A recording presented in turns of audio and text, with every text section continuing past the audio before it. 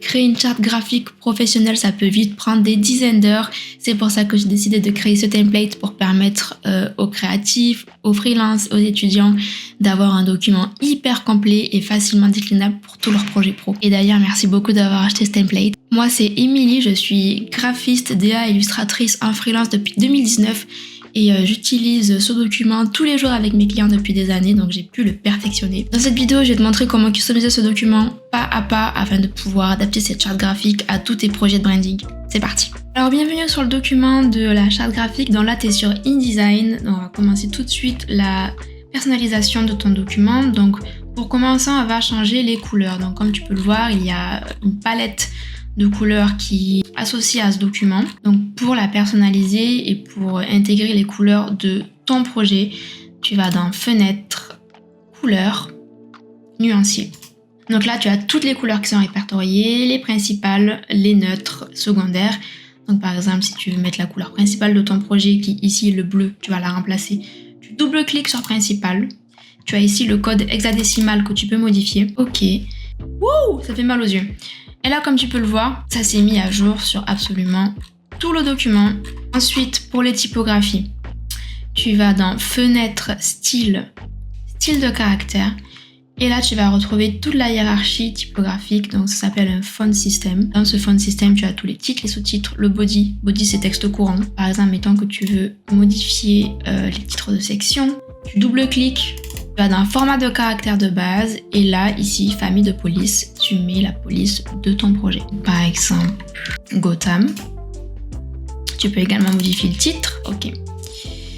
Et là, toutes les typographies des sections se sont actualisées.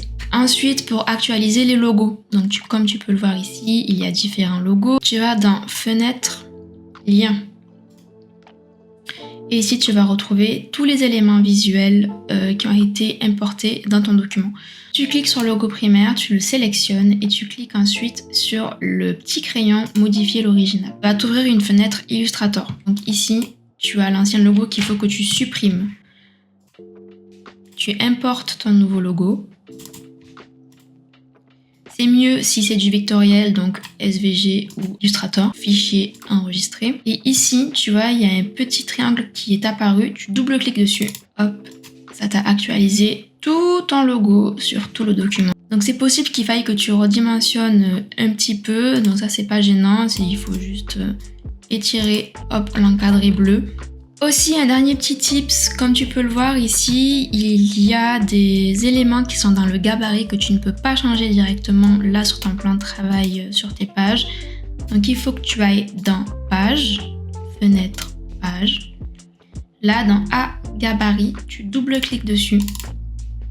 Et c'est ici que tu pourras modifier. Lorsque tu es freelance, avoir des outils qui sont facilement déclinables et convertibles, ça te fait gagner un temps de fou. Donc j'espère vraiment que ça va t'aider. Si tu es satisfait de cet achat et de mon template, n'hésite pas à me laisser un commentaire sur Etsy. Ça pourrait vachement m'aider, ça me ferait vraiment plaisir. Donc merci d'avance pour ça. Et si tu veux compléter encore plus ton écosystème en tant que créatif afin d'avoir vraiment tout un workflow hyper complet et cohérent pour travailler avec tes clients, n'hésite pas à aller voir sur mon Etsy. Il y a d'autres documents pour pouvoir t'aider et vraiment passer au niveau supérieur, gagner beaucoup de temps et du coup plus d'argent. Salut!